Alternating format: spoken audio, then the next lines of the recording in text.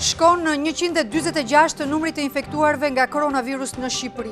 23 raste të reja u zbuluan në 24 orët e fundit dhe harta u zgjerua edhe me krujën, por rritet edhe numri të shëruarve me 17 të prekur në total që rezultojnë negativ. Këshilli i Sigurisë Kombëtare zhvilloi një mbledhje online për situatën e krijuar nga pandemia e koronavirusit. Kryeministri Rama del në rrugë për të sensibilizuar të moshuarit që të qëndrojnë me çdo kusht në shtëpi.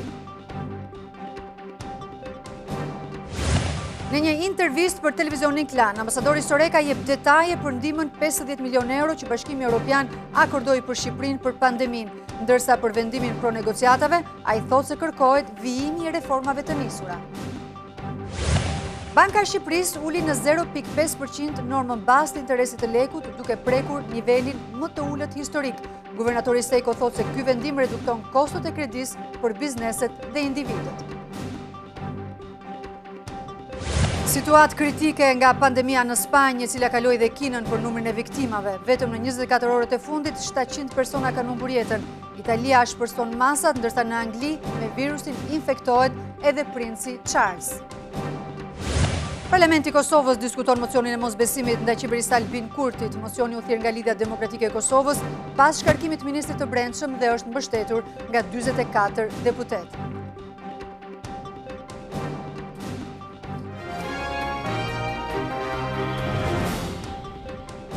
Ju përshëndes, mirë se vini në TV Klan, jemi drejt për drejt me edicionin informativ të orës 15:30. Do të njemi me gjithë shka ka ndodhur sot në lidhje me situatën që ka krijuar koronavirus. Janë shtuar 23 raste të reja me COVID-19 vetëm në 24 orët e fundit, duke quar kështu në total numrin e të prekurve në 146. Kemi gjithashtu një vatër të re dhe është qyteti i Krujës, ndërsa 3 persona ndodhen në gjendje të rëndë në spitalin infektiv në QSUT. Rritet numri i qyteteve në vend me raste pozitiv për COVID-19. Deri tani rezultojnë 14 qytete ku është përhapur koronavirusi. Tirana kryeson me numrin më të lartë të prekurve. Harta të prekurve me COVID-19 nga ata që kanë qenë më përpara është shtrier tashmë edhe në qytetin e Krujës. Dhe është zgjeruar në Tiranë, në Korçë, në Fier, në Durrës, në Lezhë. Ndërkohë që gjatë 24 orëve të fundit janë shtuar edhe 23 persona të infektuar me koronavirus.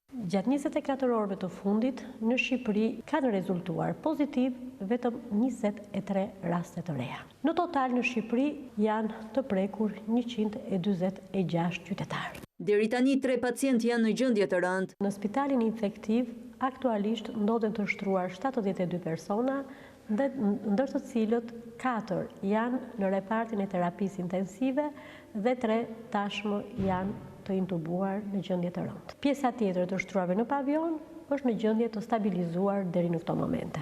Për t'i paraprirë në rast se do të ketë përhapje masive të personave të prekur me COVID-19, Ministria e Shëndetësisë ka kërkuar ndihmën e mjekëve kinesë për të asistuar në spitalet tona. Ministria e Shëndetësisë dhe Mbrojtjes Sociale ka drejtuar një kërkesë zyrtare qeverisë kineze nëpërmjet ambasadës së Kinës këtu në Shqipëri. Pas afro 3 javësh kur u evidentuan rastet e para me COVID-19, deri tani 17 pacientë me styre dhe nga ata që kanë qenë të shtruar në spitalin infektiv rezultojnë të shëruar pas 2 testeve të kryera për koronavirusin. Sipas protokolleve shëndetësore, ata duhet të qëndrojnë në vetë karantinim për 14 ditë brenda në banesë. Do të lidhemi tani drejt për drejt me gazetaren ton Erikleda Dorezi, cila ndodhet pranë spitalit infektiv në QSUT. Erikleda, të përshëndes, kemi diskutuar në fakt shpesh për mjekët të cilët janë infektuar duke kuruar pacientët me COVID-19. Si paraqitet gjendja e atyre që kanë rezultuar pozitiv? Po Anjola, në fakt duhet ta nisim me një lajm pozitiv për sa i përket uniformave të bardha, mjekëve konkretisht, pasi është shëruar mjeku i spitalit të Durrësit, është mjeku i parë i cili ka rezultuar infektuar pasi ka patur kontakt me një person të infektuar me COVID-19 dhe gjithashtu është shëruar dhe një infermiere nga spitali Shefqet Ndroqi në Tiranë që gjithashtu ka patur kontakt me persona të infektuar. Lajmi mirë sërish mbetet edhe ai që në urgjencën kombëtare të paktën deri tani nuk rezulton asnjë personel i infektuar me COVID-19 pas rastit pozitiv të kreut të urgjencës kombëtare zotit Brataj, por duhet të presim në fakt pasi po studiohet rasti edhe për kontaktet e zotit Brataj me personelin në urgjencën kombëtare. Ajo që në fakt është pozitive është se deri tani nuk kemi personel mjekësor rishtas të infektuar me COVID-19. Erkleda, faleminderit për raportimin. Elbasani gjithashtu është një tjetër qytet i prekur nga COVID-19, por ka pasur një vatër të re. Detajet për të cilat do të na jap në këto momente drejt për drejt Fatos Salliu. Fatos, përshëndes, çfarë ke mësuar për këtë vatër të re? Atëherë ndodhem pikërisht këtu në rrugën Elbasan Librazht, ku ndodhet dhe lagja Emin Matraxhiu, ku u identifikua dhe vatra e tretë me koronavirus në qytetin e Elbasanit. Bëhet fjalë për një 62 vjeçar, administrator e një pallati, i cili nga testet e kryera rezultoi pozitiv me këtë virus. Menjëherë pas këtij rasti janë marrë mostra edhe për pjesëtarët e tjerë të familjes, të cilët rezultatet e cilëve pritet të vinë nga momenti në moment. Ndërkohë që vetë familjari dhe ndërkohë që vetë ky qytetar dhe familjarët e tij janë vetë karantinuar dhe menjëherë pas këtij rasti gjithashtu edhe Bashkia e Elbasanit po ashtu në bashkëpunim me Drejtorinë e Shëndetit Publik kanë kryer dezinfektimin e pallatit, të ashensorit dhe të ambienteve përreth. Ndërkohë që strukturat shëndetësore janë duke hetuar rastin e fjalë, pra janë duke hetuar historikun e kontakteve të këtij personi në mënyrë që të zbulojnë raste të tjera të mundshme nëse ka në këtë qytet. Fatos, faleminderit për gjitha detajet që sollën, ndërkohë për të diskutuar situatën e krijuar nga koronavirus, sot është mbledhur online Këshilli i Sigurisë Kombëtare me iniciativë të Presidentit të Republikës së zotit Ilir Meta. Mbledhja është zhvilluar online dhe të pranishëm kanë qenë veç presidentit edhe kryeministri Rama, kreu i Partisë Demokratike Basha, kryetari i Kuvendit Turuçi dhe disa prej ministrave, kreu i emergjencave civile dhe drejtori i përgjithshëm i Policisë së Shtetit. Nuk ka ende një njoftim mbi çështjet që janë diskutuar dhe masat e marra.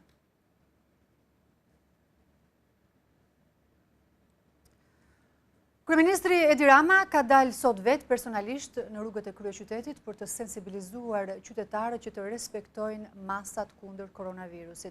Në veçanti, ai u ka bërë thirrje të gjithë pensionistëve që të qëndrojnë në shtëpi pasi është e ndaluar. Masat e ndërmarra deri më tani në parandalimin e përhapjes së koronavirusit nuk kanë mjaftuar për kryeministrin Edi Rama. Mëngjesin e kësaj të mërkure, kreu i qeverisë ka dalë vetë në rrugë për të inspektuar disa tregje të Tiranës dhe për të këshilluar personalisht të moshuarve të qëndrojnë në shtëpi. I shoqëruar nga drejtori i përgjithshëm i Policisë së Shtetit Ardi Veliu, Rama është ndalur te disa pensionistë të cilëve me tone të ashpra u ka kërkuar të zbatojnë rregullat e vetë izolimit.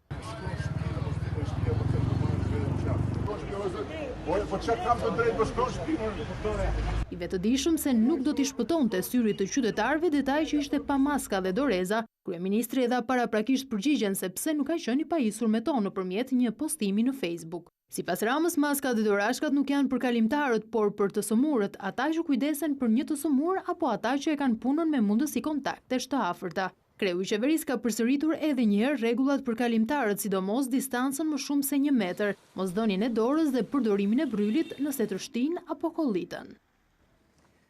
Gjatë 24 orëve të fundit janë ndëshkuar 65 këmbësor me 10.000 lekë gjob për shkak se lëviznin në rrugë pa ndonjë arsye. Ndërsa në Tiranë një person që kishte hyrë në Shqipëri në 11 mars është ndëshkuar me 700.000 lekë pasi duhet të qëndronte izoluar në banesë, por është gjetur në rrugë nga policia. Janë gjobitur edhe 76 shoferë që qarkullonin me makinë pa autorizimin për katës. Gjithashtu janë ndëshkuar dhe 9 subjekte tregtare që nuk ka respektuar orarin e mbylljes. Ambasadori i Bashkimit Evropian në Tiranë, Luigi Soreka, ka komentuar ndihmën prej 50 milion euro të akorduar nga Bashkimi Evropian për Shqipërinë për të përballuar situatën e krijuar nga pandemia globale e koronavirus. Gjatë intervistës dhënë për gazetaren ton Elia Zotka, ai gjithashtu ka komentuar dhe vendimin pozitiv të Këshillit të Ministrave për hapjen e negociatave me Bashkimin Evropian. Vendimi i dieshëm pozitiv i Këshillit të Ministrave të Jashtëm të Bashkimit Evropian për çeljen e negociatave është vetëm hapi i parë i një rruge të gjatë që Shqipëria duhet të përshkojë në rrugën e integrimit. Hapi i radhës është konferenca e parë ndërqeveritare, mbajtja e të cilës do të varet nga Gjermania, e cila merr presidencën e Bashkimit Evropian në qershor. Në intervistë për televizionin Klan, ambasadori Luigi Soreka shpjegon të gjithë procesin teknik që pason pone të martës. Dje Këshilli i dha një mandat Komisionit Evropian, mandatin që ne e quajmë kuadri negociues, ku në qendër do të jetë padyshim 5 prioritetet kyçe të vendosura më parë. Ky kuadër do të vendoset në tryezën e Këshillit Evropian që ne shpresojmë që do të mbahet deri në qershor të këtij viti. Presidenca gjermane, që nis gjysmën e dytë të këtij viti, mund të vendosë të therrasë organizimin e konferencës qeveritare, natyrisht nëse disa kushte të caktuara të jenë plotësuar. Po kush janë këto kushte? Reforma zgjedhore që duhet të miratohet në përputhje me rekomandimet e OSBE-Odirit, gjykata kushtetuese plotësisht funksionale, gjykata e lartë plotësisht funksionale, po ashtu duhet të vazhdojë dhe lufta ndaj krimit të organizuar dhe korrupsionit. Për Sorekën, është i rëndësishëm në këtë moment dhe bashkëpunimi i opozitës. Opozita duhet të bashkëpunojë me majorancën për reformën zgjedhore në mënyrë që të gjitha kushtet të përmbushen sa më parë. Në intervistën për Klan, ambasadori Soreka shpjegon dhe ndihmën prej 50 milion eurosh që Bashkimi Evropian i akordoi Shqipërisë për përballimin e pandemisë globale të koronavirusit. Duke nisur nga java e ardhshme, do të lëvrohen 4 milion euro të para për blerjen e pajisjeve mjekësore. 11 milion do të vendosen në dispozicion të shtetasve më në nevojë. Do t'i jepen 35 milion euro autoriteteve shqiptare për t'i përdorur për rimëkëmbjen e ekonomisë shqiptare. Shumë faleminderit. Më të zgjeruar intervistën me ambasadorin e Bashkimit Evropian në Tiranë, Luigi Soreka, do të keni mundësi ta ndiqni në fund të këtij edicioni informativ. Ndërkohë, vjojmë të flasim për ekonomi, pasi Banka Qendrore ka bërë një lëvizje të fortë duke e ulur në nivelin më të ulët historik normën bazë të interesit të lekut në 0.5%. Sipas guvernatorit Genseko, ky vendim ka për qëllim që të vijë në ndihmë bizneseve, huamarrjes qeveritare, por edhe individëve për të ulur kostot e kredive. Banka e Shqipërisë ka ulur në nivele historike normën bazë të interesit të lekut duke çuar atë në 0.5% nga 1% që ishte më parë. Ulja e fortë me 0.5% është hera e dytë që ndodh në historinë e monedhës kombëtare, pas janarit të 2009-s, kur banka mori këtë lëvizje në kulmin e krizës ekonomike globale. Këshilli Mbikëqyrës i Bankës Qendrore uli edhe normën e interesit të kredisë njëditore nga 1.9 në 0.9%, ndërsa mbajti të pandryshuar interesin për depozitat njëditore. Kjo politikë lehtëson kostot për dhënien e kredive ndaj bankave të nivelit të dytë. Guvernatori Genseko tha se vendimi u mor duke patur përballë një situatë të vështirë ekonomike, ku përballen bizneset dhe familjet shqiptare, ndërsa ndikimi është i dyfisht, si në anën e rënies së prodhimit dhe të ardhurave nga puna, edhe në uljen e kërkesës për mallra, të cilat do të sjellin probleme në likuiditetin e biznesit. Ulja e normës bazë të interesit është një masë e nevojshme për reduktimin e kostës së huamarrjes së re, për reduktimin e kostës së shërbimit të borxhit ekzistues dhe për lehtësimin e qarkullimit likuiditetit në bizneset dhe në familjet shqiptare, si dhe lehtëson presionin mbi bilancet financiare të operatorëve ekonomik, duke u dhënë atyre më shumë kohë, hapësirë dhe frymarrje për përballlimin e goditjes. Kreu i Bankës Qendrore tha se është adoptuar strategjia operacionale e injektimit të likuiditetit në sistemin bankar, ka bën që të gjithë bizneset, familjet dhe sektori publik të mund të tërheqin shumën që kërkojnë. Genseko theksoi se bankat janë të shëndetshme. Shqipëria gëzon shëndet të mirë ekonomik dhe financiar. Parametrat e funksionimit të ekonomisë dhe të sektorit bankar janë të shëndetshëm. Rezervat e likuiditetit dhe të kapitalit sektorit bankar janë të larta. Këshilli Mbikëqyrës i Bankës së Shqipërisë do të monitorojë situatën ekonomike të shkaktuar nga përhapja e pandemisë COVID-19 dhe siguron se është e gatshme të përdorë të gjithë instrumentat operacional për të zvogëluar pasojat në ekonomi dhe sistemin financiar. Nisur nga situata, qeveria do të emetojë një bond në tregun e brendshëm në euro. Vlera e tij do të jetë 100 milion euro dhe pritet që të ketë edhe efekte në amortizimin e zhvlerësimit të monedhës kombëtare lekut gjatë këtyre ditëve. Qeveria shqiptare pritet që të dalë pas disa ditësh në tregjet e brendshme për të emetuar një obligacion në vlerë 100 milion euro. Burime konfidenciale thonë për televizionin Klan se në kushtet ku ndodhet ekonomia nga rënja e të ardhurave në buxhetin e shtetit, është e domosdoshme nisja e procesit huamarrës për të financuar nevojat e buxhetit. Është vendosur që blerja e bondit nga bankat në Shqipëri të bëhet në euro për të amortizuar zhvlerësimin e këtyre ditëve të monedhës kombëtare, e cila pritet të marrë një tjetër nënçmim nga ulja e fortë me 0.5% e interesit të saj nga Banka Qendrore. Vetëm gjatë 24 orëve të fundit, monedha europiane kërceu në 124.47 lek, duke u rritur me 0.63%, paundi britanik u rrit me 3.24% dhe dollari amerikan me 0.37%. Gjatë ditëve të fundit, qeveria ka marrë në formë borxhi në tregun e brendshëm 3 obligacione me afat 2 deri në 7 vjet për një vlerë prej 14 miliard lekësh. Emitimi i obligacioneve në euro ka ndodhur edhe në vite të tjera, kryesisht në periudhat e sezonit veror, kohë kur vinë emigrantët. Përveç bondit në tregun e brendshëm, Shqipëria do të dalë në tregje ndërkombëtare në maj për të emetuar një eurobond me vlerë 600 milion euro, ndërsa shumë qeveri të vendeve të zhvilluara po dalin për financime në bursa për shuma të mëdha, si pasojë e bllokimit të ekonomive nga pandemia COVID-19. Investimet e huaja direkte kanë regjistruar një rekord historik në fund të 2019-s, duke kapur shifrën e 1 miliard e 85 milion eurove.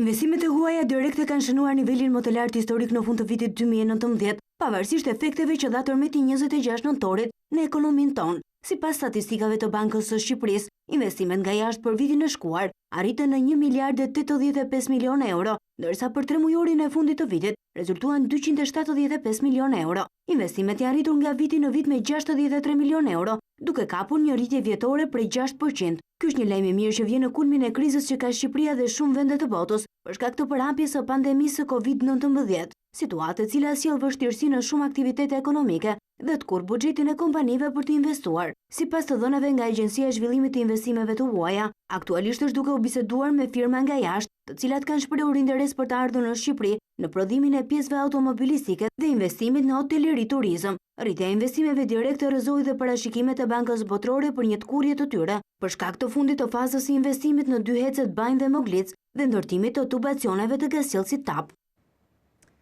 Kriza politike në Kosovë duket se po dominon edhe ndaj rrezikut të koronavirusit. Në këtë moment po zhvillohet seanca për votimin e mocionit të mosbesimit ndaj qeverisë Albin Kurtit, kërkuar nga partnerit i në koalicion Lidhja Demokratike e Kosovës. Se çfarë po ndodh atje, na raporton në këtë moment drejt për drejt nga Prishtina Blerta Dalloshi Berisha. Blerta, të përshëndes, si po shkon seanca, çfarë po ndodh aty? Përshëndetje Anjola, ende është duke vazhduar debatin ndërmjet deputetëve të Kuvendit të Kosovës, ku pike vetme e rendit të ditës është shkarkimi i qeverisë Kurti me kërkesë të partnerit të koalicionit Lidhjes Demokratike të Kosovës. Në fund të këtij debati pritet edhe të hidhet në votim mocioni i LDK-s. Se si ka rrjedhur seanca deri në këto momente, ju ftoj të ndjekim kronikën në vazhdim. Me akuza e kundër akuza është karakterizuar seanca e Kuvendit për votimin e mocionit të mosbesimit ndaj qeverisë Kurti. Arben Gashi nga Lidhja Demokratike e Kosovës ka përmendur raportet me SBA-n dhe shkarkimin e ministrit të tyre si arsye të iniciimit të këtij mocioni. Kryeministri ka vendosur që të shkel marrëveshjen për koalicionin duke shkarkuar ministrin Veleu, pa konsultuar dhe pa afruar asnjë arsyetim për këtë veprim me kryetarin e LDK. Kryeministri Kurti ndërkaq ka deklaruar se presidenti ka konfirmuar atij se ka një marrëveshje të gatshme Kosovë-Serbi. A din çka ma përsëritja i mu 3 herë. Heqe kryeministër taksën, shkojmë bashk në Washington, e bojmë marrëveshjen, e hjekim qafe Serbin për gjithmonë. Ndërkohë pati një përplasje Kurti Haradinaj rreth tarifës ndaj produkteve serbe. Tarifen, zoti kryeministër, e keni hek. Dhe e keni hek në konferencë për shtëp, nuk keni vurë reciprocitet, si që keni paralajmëru, por reciprociteti, si mas me, ka qenë një mashtrem. Juve ju ka ngelur me rak, ta hishni ju tarifën, si që bët me demarkacion. Ju e merrni bajrakun e në fund e lëshoni për karrik. E unë se bëj ashtu. Shkarkimi i qeverisë Kurti po vjen në një kohë pandemie me koronavirusin, me të cilën po ballafaqohet Kosova dhe e gjithë bota. Në Serbi ka shkuar në 4 numri i viktimave si pasojë koronavirus mëngjesin e sotëm, ndërkohë është rritur edhe numri i të prekurve. Serbia ka konfirmuar viktimën e 4 nga COVID-19. Këtë e ka bërë të ditur Ministria e Shëndetësisë, duke saktësuar se bëhet fjalë për një grua të moshës 60 vjeçare që vuante nga një sëmundje e rëndë prej vitesh. Media thonë se bëhet fjalë për një mjeke nga qyteti i Nishit që mund të jetë infektuar prej pacientëve. Autoritetet thonë se testimi do të zgjerohet për të gjithë. Tani të gjithë pacientët që na vinë do t'i trajtojmë si COVID-19. Sëmundjet që kanë të bëjnë me infeksione të rënda në organet e frymarrjes pasi gripi po kalon, të gjithë do t'i trajtojmë fillimisht si të dyshuar me COVID. Serbët kanë marrë masa që gjithçka të jetë në kujdesin maksimal dhe të dezinfektohet. Numri të infektuarve tashmë është i lartë pasi kanë kaluar sipër 300 dhe thuhet se në klinikën e qytetit jugor ku ka humbur jetën pacientja janë të infektuar të paktën 9 punonjës të spitalit, kurse disa dhjetra të tjerë janë në vetë izolim për shkak të frikës se mund të jenë infektuar me virusin gjatë punës. Lajmeve Tv Klan, Beograd. Shkojmë në Maqedoninë e Veriut, ku orët e fundit ka pasur një rritje të ndjeshme të numrit të prekurve, por nga ana tjetër, situata në komunën e Dibrës duket më e stabilizuar. Ministria e Shëndetësisë e Maqedonisë së Veriut ka njoftuar se gjatë 24 orëve të fundit janë regjistruar 29 raste të reja me koronavirus. Me këtë, numri i përgjithshëm i pacientëve të diagnostifikuar me COVID-19 deri në ora 12 është 177 persona, prej të cilave një i shëruar dhe 2 kanë dëruar jetë. Nga ana tjetër, autoritetet e shtabit të krizës në qytetin e Dibrës kanë njoftuar se situata me koronavirusin ka filluar të stabilizohet. Dje nuk kishim asnjë person të diagnostifikuar me COVID-19. Sot jemi të informuar se ka vetëm se një rast, gjendja ka filluar të stabilizohet. Pacientët me simptoma të kësaj sëmundje mund të paraqiten tek mjekët am, të cilët përmes sistemit mund të caktojnë kohën dhe vendin për testime kundër koronavirusit. Në funksion janë edhe 14 qendra për testim në gjithë territorin e vendit, që do të thotë se praktikisht 1200 mjek am vehen në linjën e parë të frontit kundër koronavirusit. Spanja ka shënuar një tjetër ditë të vështirë, ku vetëm në 24 orët e fundit kanë humbur jetën mbi 700 persona. Rritje të ndjeshme të prekurve po regjistrohen në Gjermani, ndërkohë që Italia ka shpërsuar masat për të gjithë ata që thyen karantina.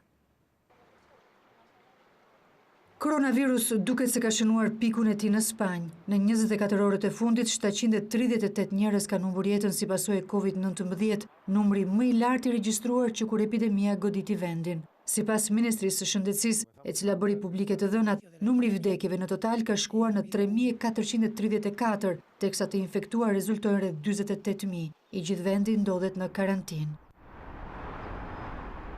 Gjermania ndërkohë duket se po hyn në një situatë delikate. Numri të prekurve me COVID-19 është rritur me shpejtësi në 31.554, teksa 149 persona kanë humbur jetën. Kreu i Institutit Shëndetësor ju drejtua të rinjve që të mos ndihen të imunizuar, pasi njësoj si grup moshat e tjera, edhe ata mund të humbasin jetën nga virusi. Qëndroni në shtëpi dhe shmangni kontaktet me të tjerët, ishte mesazhi i tij.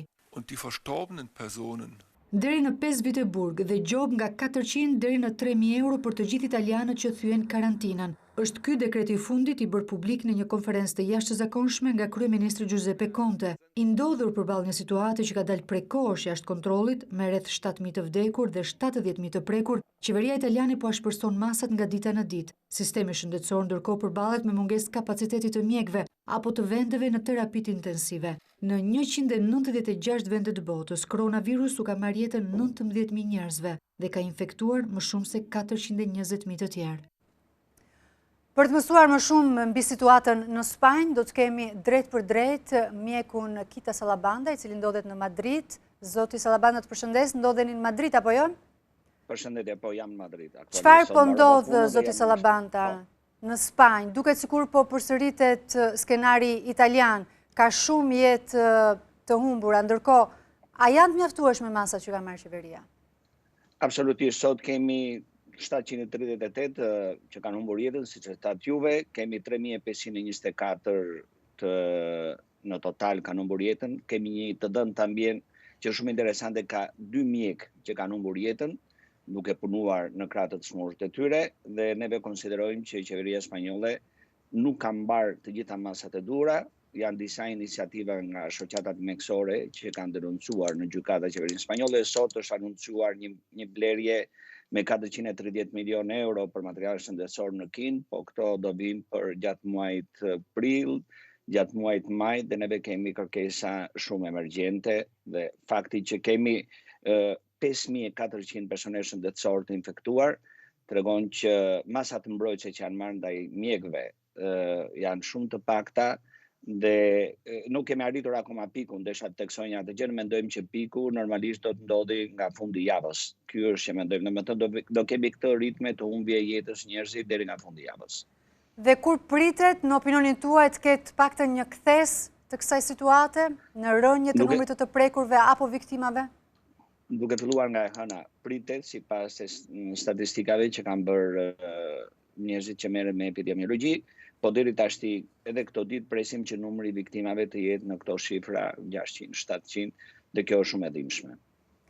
Zoti Sallabanta, faleminderit që ishit në televizionin Klan. Ndërkohë, presidenti amerikan Donald Trump mendon se mbyllja e Shteteve të Bashkuara do të krijonte shumë humbje ekonomike, por nga ana tjetër ky mendim i tij kundërshtohet nga ekspertët e mjekësisë, të cilët mendojnë se kthimi i shoqërisë në një aktivitet normal do të kishte kosto më të mëdha, jo ekonomike, por në jetët e njerëzve. Presidenti amerikan Donald Trump mendon të heqë kufizimet e marra kundër pandemisë së koronavirusit në një pjesë të madhe të Shteteve të Bashkuara të Amerikës. Ai krahasoi vdekjet mes gripit dhe koronavirusit si një arsye për të treguar se vendi duhet të vazhdojë të funksionojë. Ne humbasim mira njerëz çdo vit nga gripi. Ne nuk do ta mbyllim vendin. Mund të distancohemi nga njëri tjetri dhe të shkojmë në punë, dhe kështu duhet të punoni pak më shumë. Duhet t'i lani duart 5 herë më shumë se zakonisht.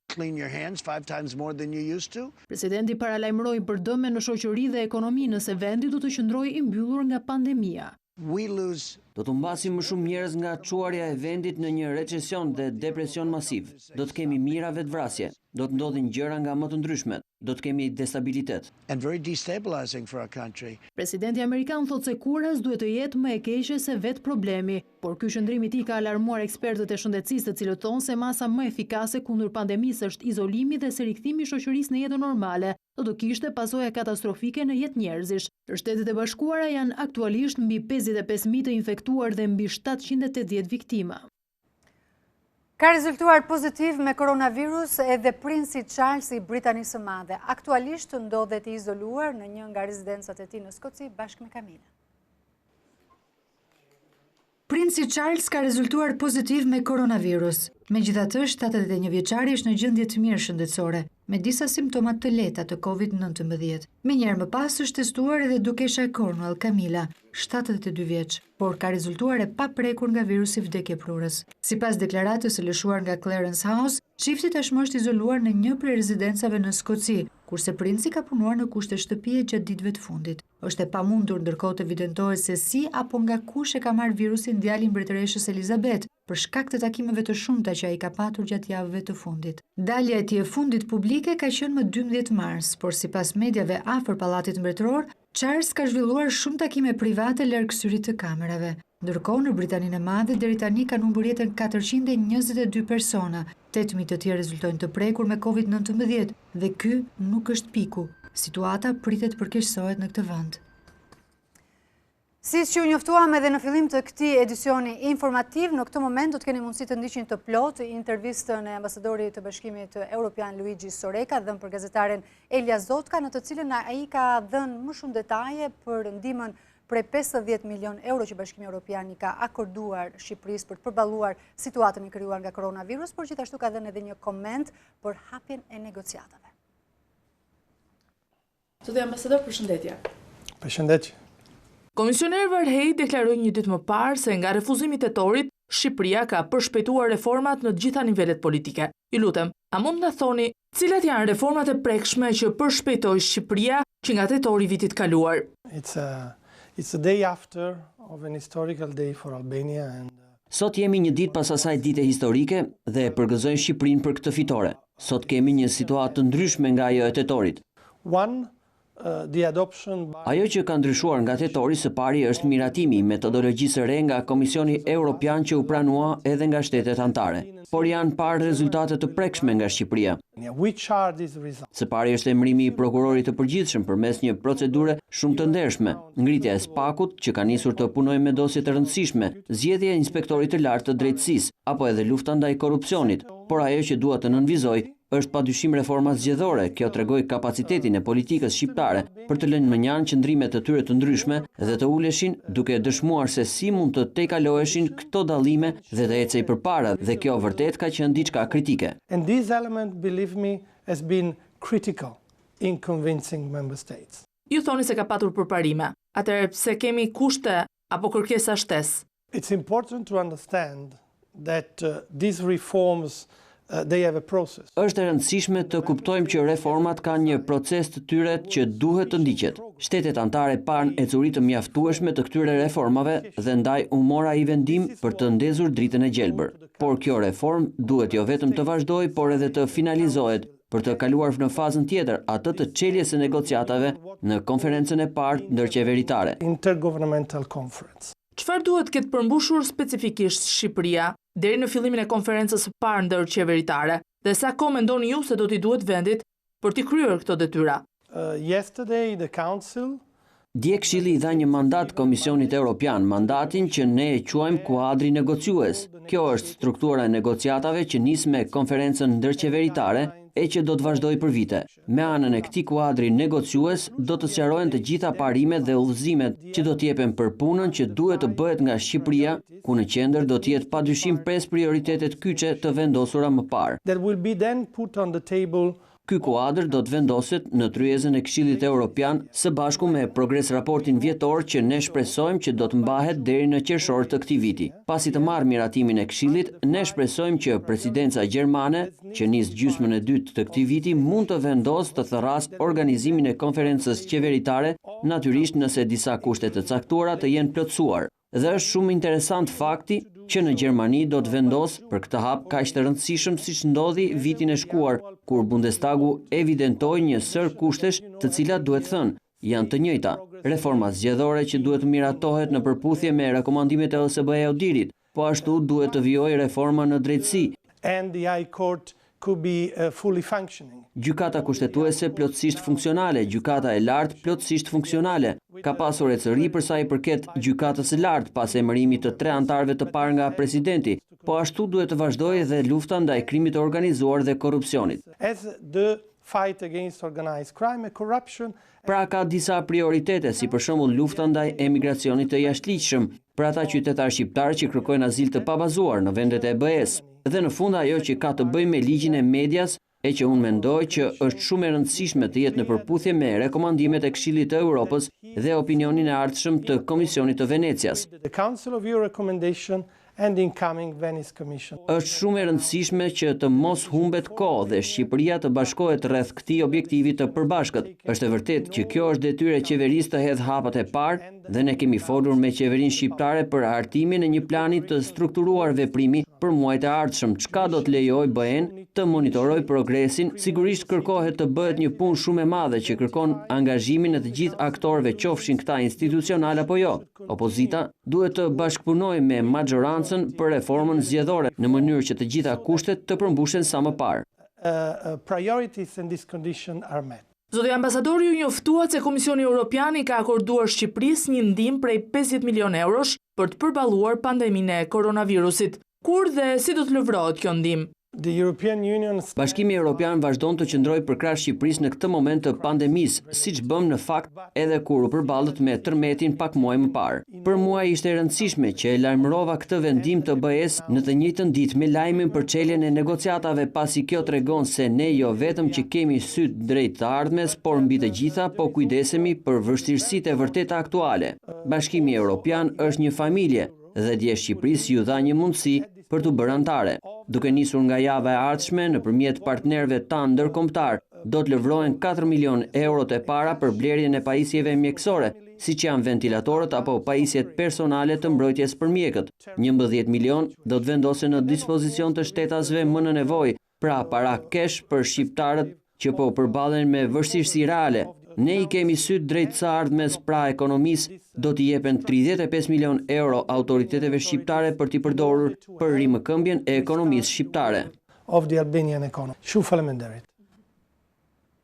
Dhe këtu kemi mbërritur në fund të këtij edicioni informativ. Faleminderit që qëndruat me ne.